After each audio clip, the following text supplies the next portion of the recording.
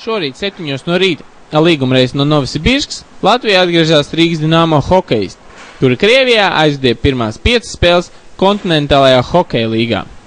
Pirmajās spēlēs iegūstot 5 no iespējamiem 15 punktiem, izcīnot vienu uzvaru, vienreiz piekāpjoties pagarinājumā un pēcspēles metienu sērijā, kā arī piedzīvoja 2 ļoti nepatīkams zaudējumus ar 1-6 un 0-7.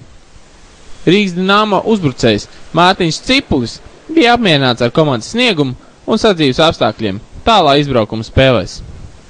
Es uzskatu normāli, mums nepaveicās dažās spēlēs, kur mēs varējām paņemt vēl kādu punktu, bet es uzskatu tiem punktiem, kas mums ir, es domāju, tas ir normāli.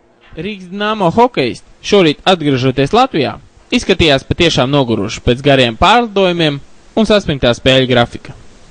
Kā atzina komandas aizsargs Rodrigo Laviņš, tad tas iespējams arī bijis vislielākais iemesls viņveidīgai komandas spēlei. Kopumā jau tas svaigums arī nav, kāds bija varbūt sākumā pirmās spēles, tomēr tie pārlidojumi ir gari un laika maiņa ir daudz stundas un 9-8 ar Habārovsku un 5 ar Novosibirsku un ritms bija galīgi izjaukts. Gulējām pa dienu, spēlējām spēli, pa nakti aizmigt nebija iespējams. Tā tas viss, protams, summējās. Komentējot lielāko sagrāvi 0-7 pret Novokuzņieckas Metalurgu, Rodrigo Laviņš bija lakonisks. Novokuzņiecka bija krietni svaigāka, viņi skrēja ātrāk, domāja ātrāk, visu darīja ātrāk un tur jau varēja no pirmā perioda saprast, ka būs smagi. Jautāts par Kautiņu, kurš izcēlās pēdējā spēlē pret Novosibirskas Sibiru, komandas aizsargs Rodrigo Laviņš izteicās, ka leģionāri parādīja savu raksturu.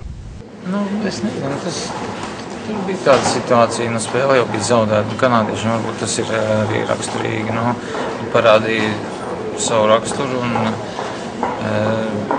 arī izkāvās ļoti veiksmīgi un vismaz vienā kontinentā, kur mēs vinējām viņus. Par izraisīto Kautiņu Rīgas Dinamo leģionāriem Petrovickim, Elisonam, Hosam un Veskatam iespējams draud diskvalifikāciju uz 1 vai pat vairākām spēlēm.